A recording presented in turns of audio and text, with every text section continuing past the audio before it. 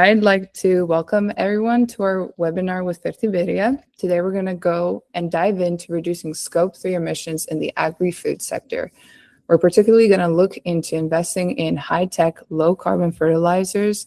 Quite interested in this topic. Of course, we've got Fertiberia here today representing this topic, and we're really going to dive into all the sort of intricacies and considerations that go into this topic when it comes to investing and adopting this type of fertilizer.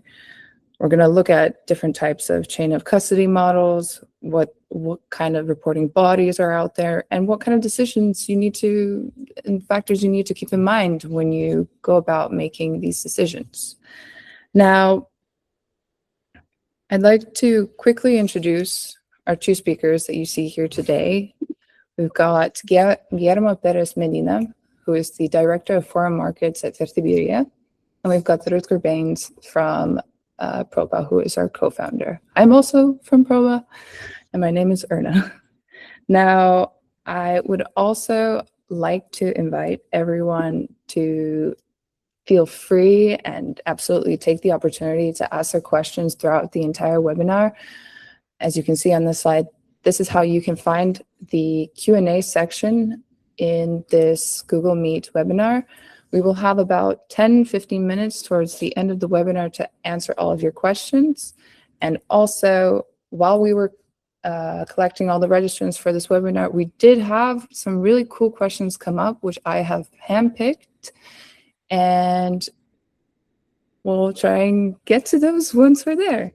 Now, without further ado, I'd like to stop talking and actually hand this over to Guillermo. And please, Guillermo and Rutger, just please let me know when you would like me to skip to the next slide. Hello, you hear me, yeah? Yeah, we're good. Hello. Thanks, Erna, for introducing me. Yeah, well, I think we can basically go ahead. You have been already introducing me.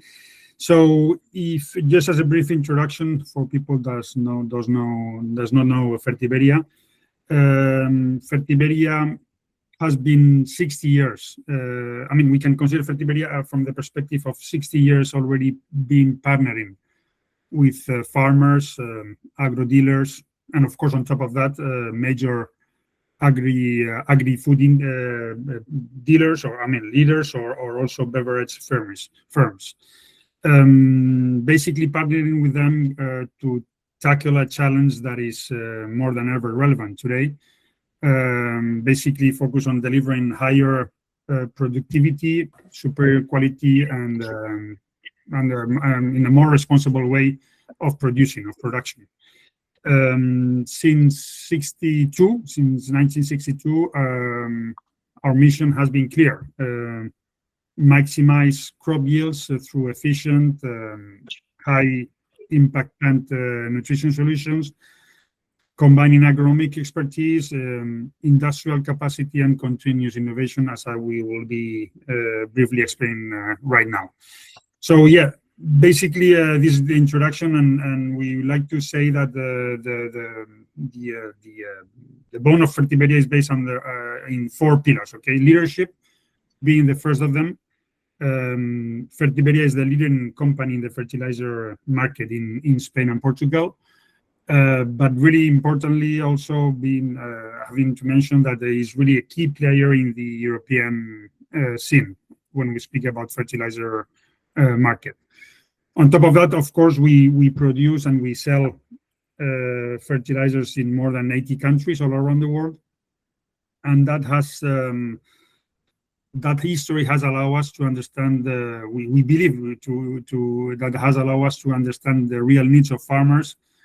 And of course, farmers and food and beverage industry, and across all the value chain. And of course, that history has always been dependent on reliable, traceable, and sustainable agriculture, and more now sustainable agriculture. And basically, that speaks on the trustworthiness of Fertiberia, decades of security on supply, on consistent quality, and a long-term commitment with our partners, now partners again, farmers, agro dealers, and also firms like the ones I guess you are watching this webinar today. And of course, this is really important to mention, especially in the last days we are being witnessing on this conflict in the Middle East. And this, of course, as you may understand, becoming more and more crucial for the agriculture sector to be resilient and to be committed to the supply of the fertilizers, no matter what it takes. Okay, so that's basically really important in the fertilizer, in the Fertiberia DNA. Second pillar, really important also to mention, scale.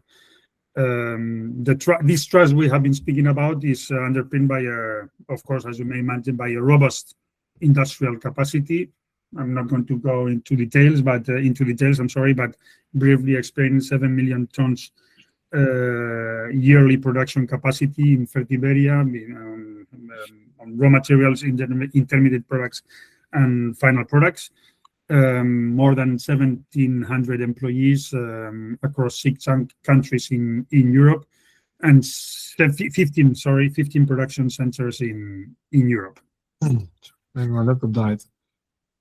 Sorry? We have been speaking about 2 pillars. The third of one is expertise. And now we're going to more in the details of what we are going to show afterwards. Expertise.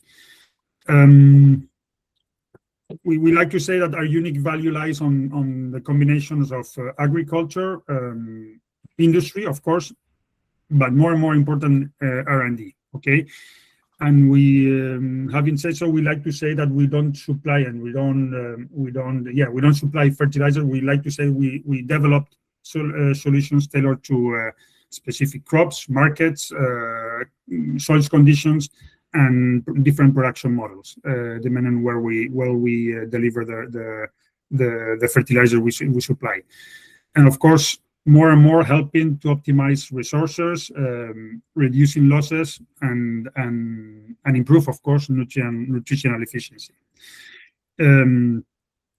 This is key in Fertiberia, to moving toward an agriculture that produces high quality raw materials for players, again, like you are on the agri-food sector, or on the beverage firms, or no matter what is being related to the agriculture, and of course, really importantly, with demand of smaller and smaller environmental footprint of all the supply chain.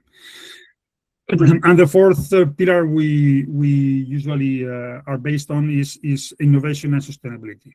Okay, sustainability and innovation and sustainability. Fertiberia is firmly committed in the decarbonization of the industry.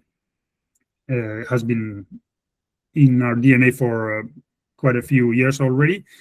But having said so, we have been pioneers in projects like such as Pathfinder, which is the first Europe's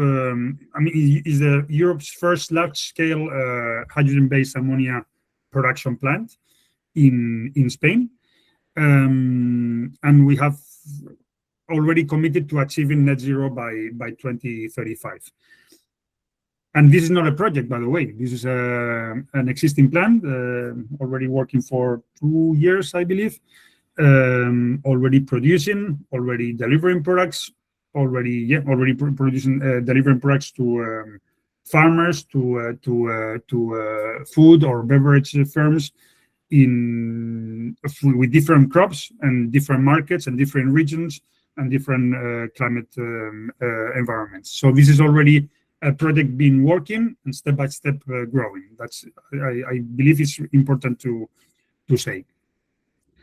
I think we can go to the next slide if you can.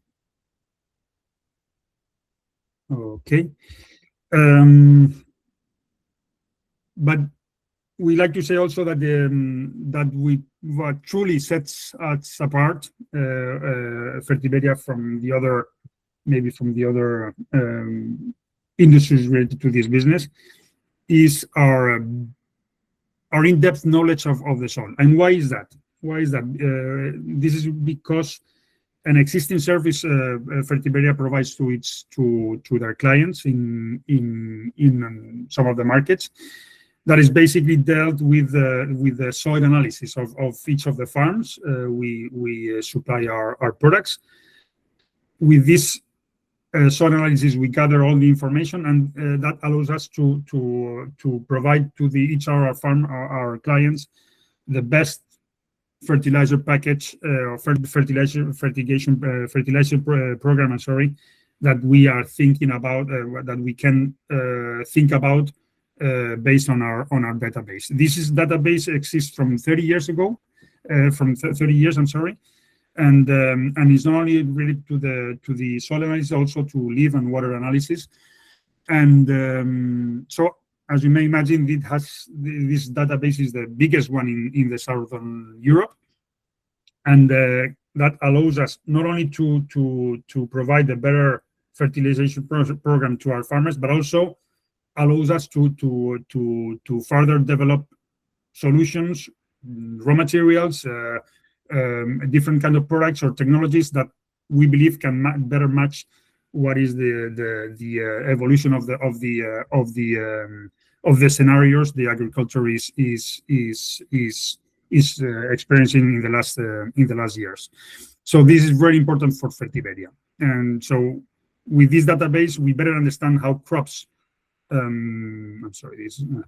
How better we can better understand how crops respond under real conditions of, for instance, water stress or salinity or climate variability, and of course all that under an ever increasing quality standards and demands. So that's very important for us, and that allows us to have a much better platform to base on our new developments. Okay, and this is really relevant for players like you, food and beverage firms, because of the quality, not only the quality of any food products begins in the field, of course, and this is related to, for instance, how water is managed, how nutrients are applied, or on how both excesses and deficiency are avoided. And for instance, in the fertirrigation segment, okay, we can not only improve yields, of course, we can also, of course, optimize water use, which, as you may imagine, is becoming more and more important. Of course, we can reduce nutrient losses, and with the final objective of lowering the environmental footprint of the agriculture. Okay, but again, this is really important to say. This can only be done effectively. I'm sorry, with decisions being taken based on proper data and robust data. And this 30 years old, but the database, of course, allows us to claim so. So based on that, our approach combines, of course, soil analysis, robust data again, agronomic expertise, and tailored nutrition solutions to help produce more consistent and traceable raw materials that are, of course, aligned with sustainability paths and commitments being taken by the agri-food chain. I think we can move to the following one, please.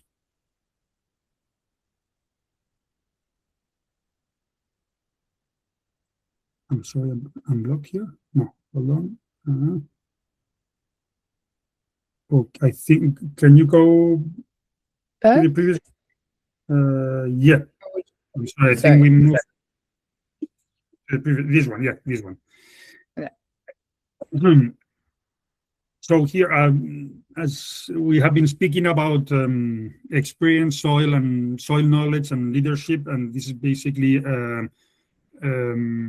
that's the translation of the real impact. Okay, real impact meaning impact on sustainability, yield, soil health, of course, with a direct effect on, at the end of the day, on people, farmers, and the planet, of course, which I guess is the main objective. And at Fertiberia, we develop solutions, and this more goes in line with the product we are speaking about, we develop solutions that balance productivity and responsibility. Okay, and that falls under these three items we are going to speak about right now: impact zero, energetic, and safe. And being the last two of them being the result again of years of data, soil analysis, and field work. With impact zero, we are moving toward plant nutrition with a lower carbon footprint. Okay, aligned with again with the commitments being taken by big players like you. And then the following two items are more related to the Fertiberia line or production or products being available to the market. Energetic being a technology that improves nitrogen use efficiency by supplying the nitrogen really when the plant demands it. Okay, and of course that allows reducing losses. And safe, the first nitrate bioinhibitor being launched to the market by Fertiberia, contributes to safer and more controlled fertilization, protecting, more importantly, the soil health and the environment.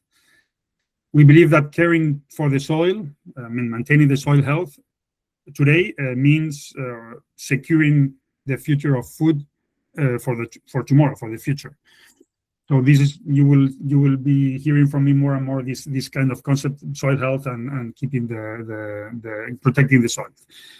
By the way, this is new. I think it was last week. We have been able to register this technology for the Netherlands and German market, and this is step by step being more available for the European market. This new technology, which I guess will be step by step growing in their market moving forward. So the result is clear. So healthier crops, better preserved soils, and more efficient and resilient farmers. So now you can go to the following. Yeah, okay. And yeah, going more in depth with what we have just been explained. And this here you're seeing more results. But we're seeing results under a robust and flexible approach that incorporates the features of current solution in the market, and also integration of new solutions for the future, okay, or in the future. Of course, highlighting Fertiberia's commitment to soil productivity and increasing sustainable impact, based on three concepts, really important: soil, yield, and emissions. Again, soil. We pay a lot of attention to the overall impact of Fertiberia's products on soil health, and that's why the N-Safe technology is proven. Okay, and we will further explain that one in the following slide. Yield, really important, direct and indirect increases in crop efficiency. Okay, again, trying to make the nitrogen to be straightly and to directly be available for the plant when the demand really needs it. Okay, and emissions, direct reductions on emissions, on use of the fertilizers in the soil, and on the manufacturing process of the fertilizer as such, and of course global benefits in terms of sustainability. As you can see here in the slide in front of us, we divide the improvement in two. The left one speaks about what happens in our factory, basically, where we don't use, instead of using natural gas, we use renewable energies, and that allows us to produce the raw material for the nitrogen, and that goes downstream to the fertilizer and being applied to the soil. So that reduces drastically the carbon footprint of the product as such on the production. And to the right hand, you can see the effects of both. Of course, the production. The reduction of the production of the fertilizer and the reduction in the emissions of the use of the fertilizers with the technologies you can see there, and safe and energetic, which altogether I'm not going to go in detail of each of the crops, but you can see that altogether depending on the weather environment, regions, crops, you name it. We can prove that each of these crops can be reducing the figures you see in front of you, both on the production and on the fertilizer and the use of the fertilizer. So that we believe that all that package falls under impact zero. And as you can see, we like to say that we're not only focusing on the production, but more and more on the use of fertilizers. And the following slide goes more on detail of that one, which maybe is too. I'm sorry, if you can go for the next one. This basically explains. I'm not going to go too much in detail of that because I'm not the agronomist, by the way. But we like to say it, and we like to focus here, and we like to enhance the message of being able to be more focused on seeing how to better integrate biotech solutions with the fertilizer use, basically as a coating, okay, to provide to the market a perfect package and perfect use of both technologies to the agriculture, okay. So by doing so, we take the most of the chemical source of nitrogen, okay, of course improving its efficiency with the inhibitor and with the best use of the nitrogen by the plant on time to be used for the plant, and of course improving its effects on the biotech solutions, okay, as a package of biostimulant, or basically on the advantage we have been explaining before of maintaining the soil health, okay, being the best first bioinhibitor in the market. We can claim that we are maintaining the soil health, and with this aim, we make sure soil nature keeps performing as it was performing long ago, and previous to the fertilizer use on the agriculture. And basically, I mean, you can see here basically some examples, but by, for instance, having specialized organic substrates, and natural polymers that enrich the soil environment. For instance, maximizing nutrient availability and uptake for stronger and more productive crops by, for instance, promoting vigorous and greater resilience throughout the crop cycle, enhancing nutrient assimilations and root development and overall plant vigor without relying on living microbes. I mean, plenty of advantages that are basically focused on the advantages on the bioscience, biotech, solutions. Okay, those are basically the packages we are supplying to the market with the impact zero energetic and safe items. And of course, all what I have been just explaining have, of course, a positive and very, very positive impact on, for instance, microbial diversity for the soil, water resiliation, nutrient cycling, and increase in organic matter, which of course pays and have a greater effect on the better year of the crop. So this is more or less what I was going to share with this slide, and the last one basically speaks about about partnering, and I think it's really important here to speak about that one. I guess next slides being mentioned by Proba, but Rutger will be more or less focusing on that. We believe that shared impact is double or triple impact. So partnering, aligning strategies definitely proves, and the more we go and we work together with farmers, with agri-food players or beverage firms or even agri dealers. The more we partner all together, the more we will make in terms of sustainability moving forward. That's where we believe the change is real and scalable. And there we like to say that Impact Zero is not just a plant nutrition solution. It's a different way different way of understanding sustainability from the source, taking action from the field to reduce the carbon footprint and improve efficiency without compromising the productivity. And here is where the trust of partners, as important, by the way, as the ones you are seeing in front of you, demonstrates that the sustainability can be measurable, can be scalable, and trusted, and compatible with industrial demands, which of course no one can hide it, are more and more demanding. So together we are proving that the decarbonization of the agri-food begins long before the factory of that agri-food player is, and the positive impact is built through collaboration. Again, really important: collaboration, partnering, and aligning strategies.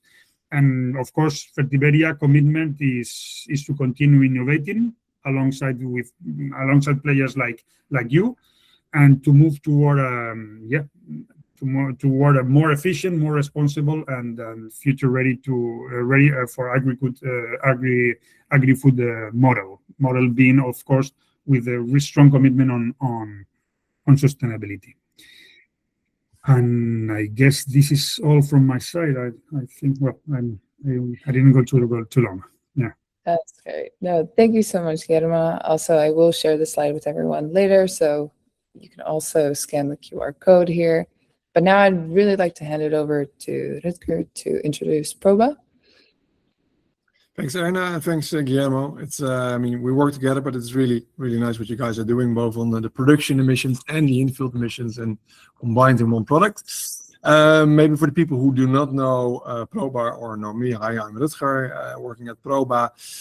We enable different parties in the supply chain to implement, quantify, and certify interventions that significantly reduce fertilizer emissions. And we support food companies to report scope 3 reductions as a result of that. Today, I want to specifically focus on fertilizers with lower production emissions. Guillermo talked a lot about also the benefits of the product, I would say, in-field, but in previous webinars, we really focused a lot on in-field emissions, how to quantify that, how to reduce those. So I recommend everybody who's interested in that to also look back at those webinars. Today, I want to focus a bit more on the production side, so the Impact Zero part, I would say, of the Fertiberia product in this case. Next slide, please, Erna. Thank you. So our journey usually starts with food companies that want to achieve scope 3 reductions. Usually, there's no regulation requiring to do so, but luckily, many food companies, they voluntarily commit to reducing their supply chain related emissions. Of course, a large share of these emissions are caused by fertilizers. So that's also one of the main drivers, I would say, for us, where the low carbon fertilizers come into play to really, I would say, help reduce those scope 3 emissions. Next slide, please. Thank you. But there are, I would say, a couple of challenges there.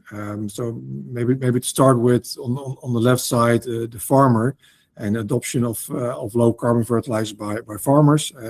In many cases, a lot of food companies don't even know exactly who the farmers are.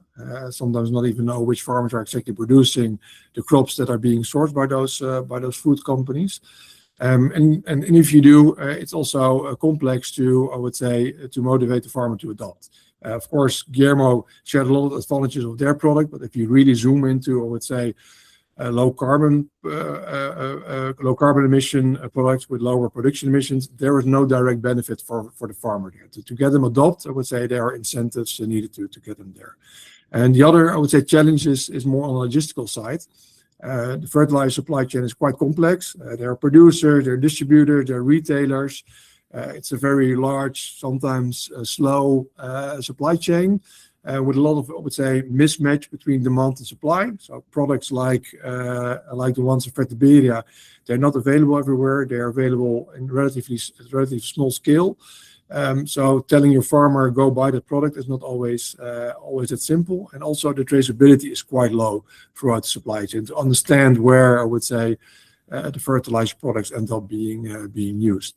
And then the third one is I would say, how do you finance, I would say, those interventions? Switching to low carbon alternatives is usually more expensive, so you also need to find a way, I would say, on how to finance that and how to incentivize it in a good way. Next slide, please.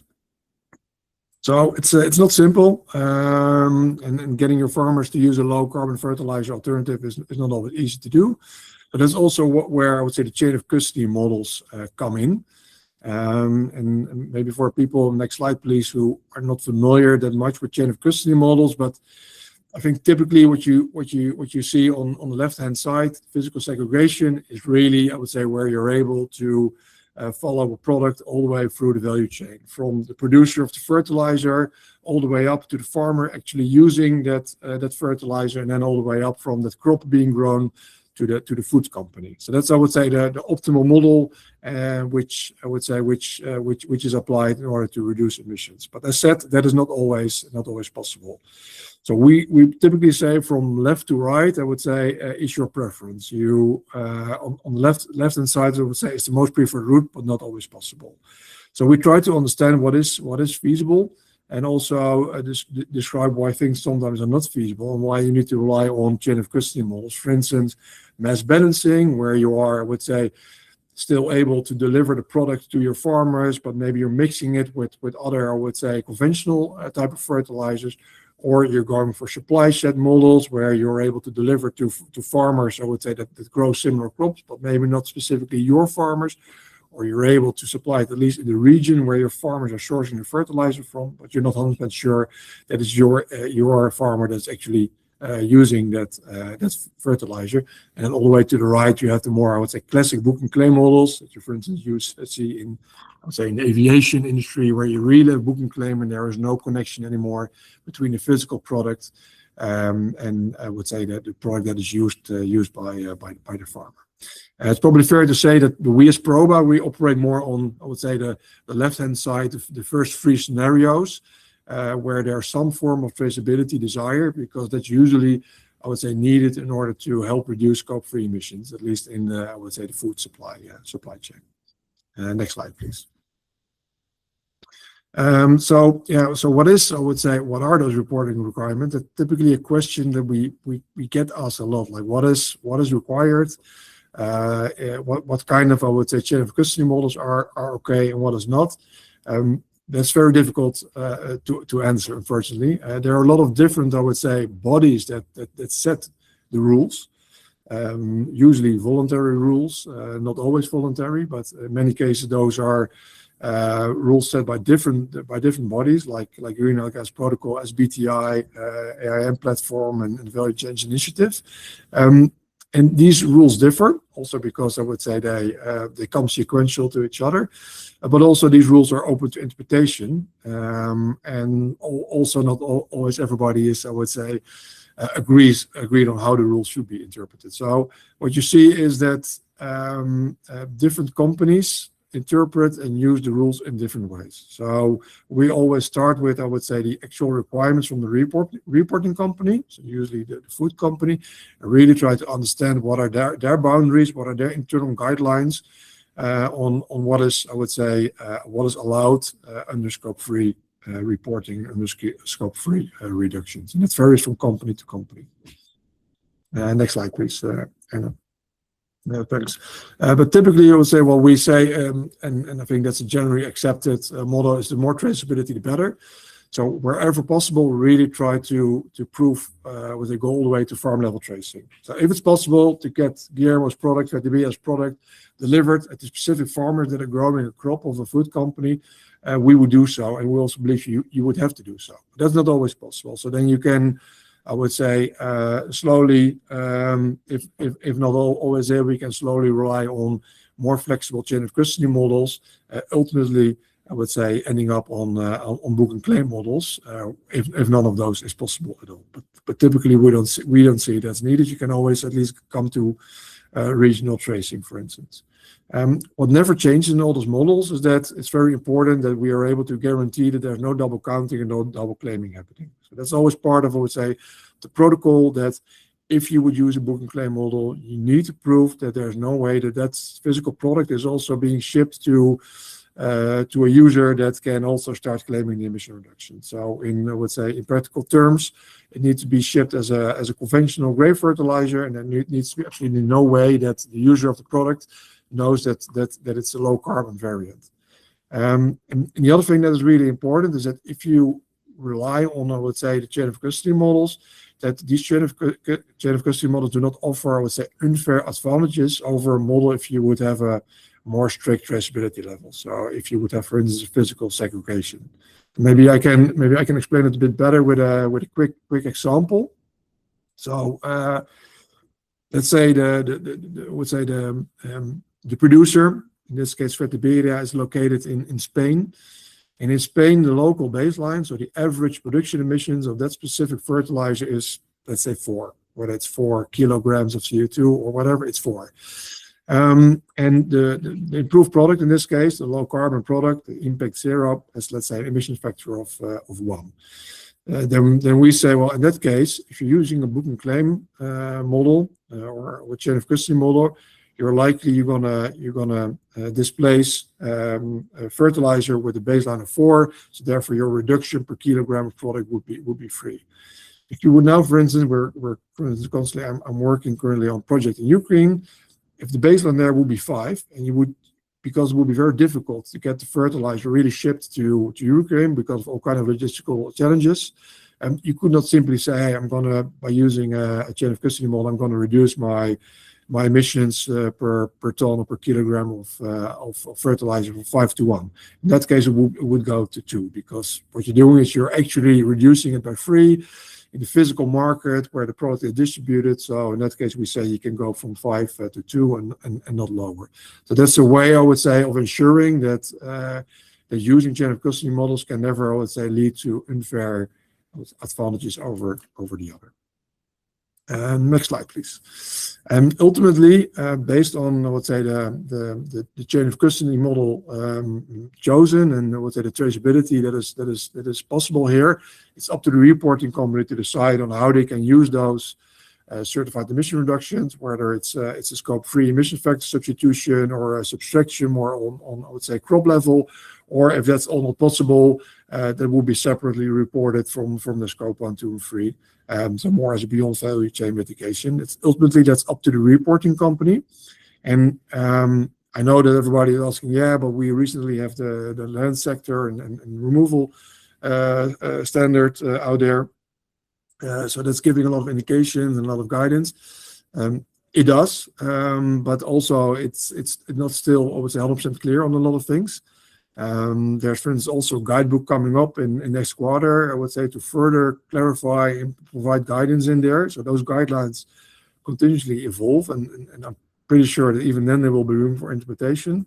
And also greenhouse gas protocols, for instance, working on in a working group of actions and market instruments, where they will also produce a guide on how to specifically deal with these kind of concepts. And probably will take another 1 or 2 years before that will be out there. So you also see that constantly there is new, I would say, guidance and rules coming up, which introduce new possibilities or introduce new limits. So I'm pretty sure that I would say it will remain, I would say, a evolving and changing landscape, and there always need to be a dialogue with say the auditors and the reporting company in order to understand what is feasible, what is allowed, given the characteristics of the supply chain that the food company is operating in. That's what I wanted to add, and I would say in this discussion. Hopefully, I'm not leaving you enough time to get some questions from the audience, because I did see some questions popping up.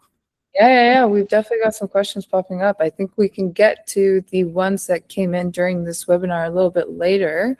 But first, I'd like to start off with just maybe not too long of a segment but a short segment where we can answer some of the questions that our audience provided to us when they were registering for this webinar. So I do see that there's a nice wall of text here, but this person is asking to present an example of adoption of practices or of the development and marketing of products, which in addition to reducing Scope 3 emissions, meant a financial benefit to companies. And I welcome either one of you to sort of jump on the question if you have an answer for this.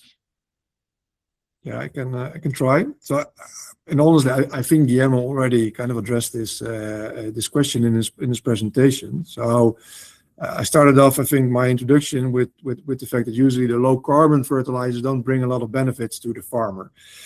So that's why it's very important that you combine it with other technologies that I would say bring farmer benefits or economic benefits. So, for instance, the end-safe technology that Guillermo was explaining, or control release fertilizers, or other, I would say, enhanced efficiency technologies, as we call them, they help to improve yields or increase consistency and quality of crops. Sometimes reduce labor. For instance, you have less fertilizer application rounds. So I would say there can be many farmer benefits. And for us, it's also important that if we design projects together with the customers, that you do not focus on one intervention only. If you would only focus on lowering your production emissions, there will be no benefits for the farmer, and it will be quite a costly intervention probably for the food company. So you need to try to combine it with other interventions. Basically, what I think Fertiberia was trying to explain today, that also bring agronomic benefits to the farmer, and thereby, I would say, as a total, making the emission reduction more affordable.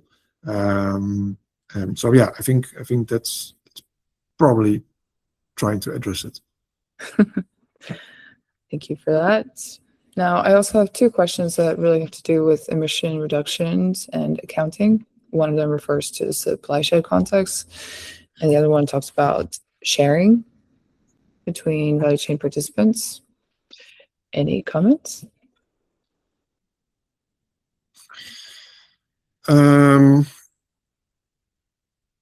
So the answer here is this really depends on, I would say, the guidance and rules of the reporting company. So we work with food companies that apply, I would say, the supply shed concept quite broad, allowing to do reduction of emission factors really at the crop level with a supply shed approach. There are others who are very strict and say, under the land sector and removal standard, it's not possible. So it depends on who you ask. But I believe that large food companies who have large supply chains, if they want to reduce their emissions, they need to, I would say, adopt supply shed concepts in order to reduce their emissions. Otherwise, it's simply going to be too challenging to reduce. Thanks. And maybe just before we jump on to some of the questions that people are posting, I also have these two left. So one talks about how people can pay the additional costs when it comes to newer, better fertilizers. And our second question is how the efficacy on Scope 3 emissions in different environmental conditions could be quantified with confidence. Also, leaving this both up to you to jump on if you have any comments. I think if I may, for the first one, I think that very much goes in line with my last slide. Basically speaking about partnering and aligning, and the more people you have aligned and on board to try to make this process working, from the fertilizer producers to the agro dealer to the farmer to the food or beverage firm. I think altogether we can make the most, and the small extra cost this project has, I think, can be shared between the most of them, and I think that allows this process and this project or this path to be implemented. I think that's the most important thing to be to succeed on to pace this project. Thanks for that. Yeah, on the second one, I mean, the question is about different environmental conditions. So that suggests it's likely also about infield emissions, I think, Erna.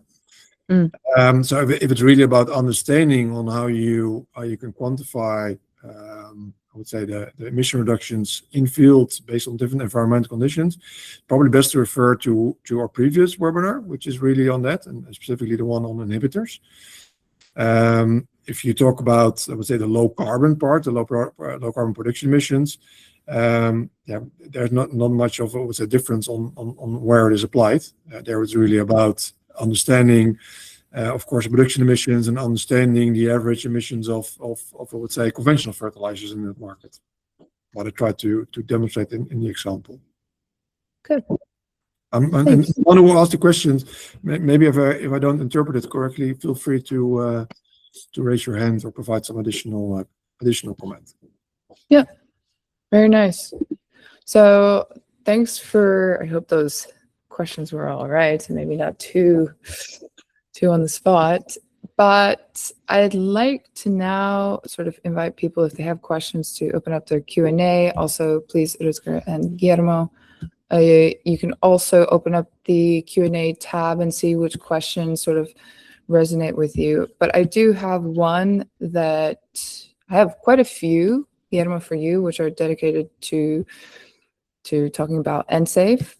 One of them is, which I have a like next to, is asking, can you quantify the nitrous oxide emission reduction through NSAFE? Do you have validated data? Oh, sorry, you're muted. I'm sorry, not yet. We are in the means to have that proven. Yeah, of course, there's a quite a significant advantage and improvement, but not yet been validated, and we are working on that. All right, thanks. Now I also saw somebody else had pretty much a very similar question, which asked about peer-reviewed experimental studies for this as well. But I think the answer you just gave stands, correct? Yeah. Now, one of the first questions that we got immediately when we started this webinar was actually also about NSAFE, which was, does NSAFE really inhibit the first step of the nitrification process in soil? If not, then is it per definition not a nitrification inhibitor? Yeah, you're right. Yeah, I mean, I didn't go too much in detail because it's quite a peculiar way to prove that. But what we have in our hands is the paper from the Spanish Minister of Agriculture saying that the technology has the same effect as an inhibitor. I'm sorry, it does not function the same way, but the result is the same. Yeah. Thanks. Now I also do have a question which refers to the cost. So what is the unit cost of Impact Zero fertilizer relative to conventional fertilizer products? If you have any comparison of numbers for this. Probably the gap became a bit smaller recently. Well, of course, these kind of scenarios, prove, and the other day is one. I would not say an advantage, but of course it can prove that this path and this deployment can be more on a long term. But speaking about that, we're not going to go in that kind of detail, but I think maybe some too short vision on that, and I think we are more focused on the more long term, and of course we have to be in mind that this is a first, not pilot production in place for Fertiberia. Is already an existing large scale, but I mean it's really small production from what Fertiberia produces altogether. So we believe that step by step, when it gets more and more scalable, the extra cost will be even lower. But I think we should not be only focusing on the cost of the product as such. I think we are speaking, as I have been briefly explaining, we are speaking about an added value technology, and that proves The technology already is proved in the market that the yield, the better yield, the soil health, and all that can be under a package that proves that maybe the extra cost is bearable for. And I think is the point mentioned by Rutger. I think is really important. Altogether, not only for the agri-food segment or beverage firm, but also for the farmers that can only not be pushed to use this product, but can also see the result in its own hand, in its own land, to have a better performance, and by such the investment, if we can take that as an investment, can prove. So the result of this fertilizer with these technologies already proved maybe the extra cost. So we should not focus basically on this extra cost. Also, we should also focus on the extra advantages, not only carbon footprint reduction wise, but also yield wise. And I think all the package can prove. Thanks for that. Now I have two sort of shorter questions from Rodin, which I think I might not fully understand. But first one is, what are some specific problems regarding farmers? Maybe this is more for Rutger to do with the aforementioned challenges that we might have when it comes to getting farmers to adopt. Well, I think the problem is not the farmer, but the problem is, I would say, getting the improved product to the farmer. So first thing is, for the farmer, if you look really at only the production emissions, there's no business case. The product is more expensive. Of course, emissions go down, but the farmer is not really focused on lowering emissions, right? That's the food company. So it's the food company who's interested in lowering emissions, not the farmer. Farmer is interested, like Guillermo said, in increasing yield or increasing quality or consistency, resilience, and so on. So that's one. And then the second one, you cannot just tell the farmer, go buy the product, because you cannot buy Fertiberia's product everywhere in Europe. Not every retailer has it in stock. So there is, I would say, demand-supply problem. So those are, I think, the two problems about the farmer. I wouldn't want to make it a farmer's problem, but it's more a problem of getting this implemented. And then which methodology do you use for scope 3? These are the Proba methodologies. So Proba develops specific methodologies compatible with greenhouse gas protocol, but specifically focused on quantifying fertilizer-related emissions. And we do that for both production emissions, which in all honesty is more simple than in-field emissions. And for in-field emissions, for instance, we have specific methodologies for controlled release fertilizers and inhibitors. And therefore, it was also a fair question, like, does it qualify as an inhibitor? At this moment, Fertiberia's new product, N-Safe, is not, I would say, an inhibitor product that qualifies under our current protocols. So also we need to do work and develop our methodologies and extend it in order to support such products. But hopefully that answers a bit, I would say, the question. So we, compared to, for instance, a cool farm tool, we provide way more specific quantification tools for fertilizer emissions. Thanks. All right. And I think we're kind of getting close. I only have one last question, and then we can close up after that. So our last question is, how do you view biochar-based fertilizers for global and European markets? Could the higher value of durable carbon removal credits as opposed to reduction credits allow for financially incentivizing farmers to adopt? Ooh, good question. So one thing is we really focus on insetting. So it's not always about, I would say, what is the value of it. It's more like what is needed in order to get these emissions down. And yes, there are certain interventions that are more costly than others, but ultimately we need to reduce, I would say, the full scope 3 and not just the ones which are, I would say, most attractive.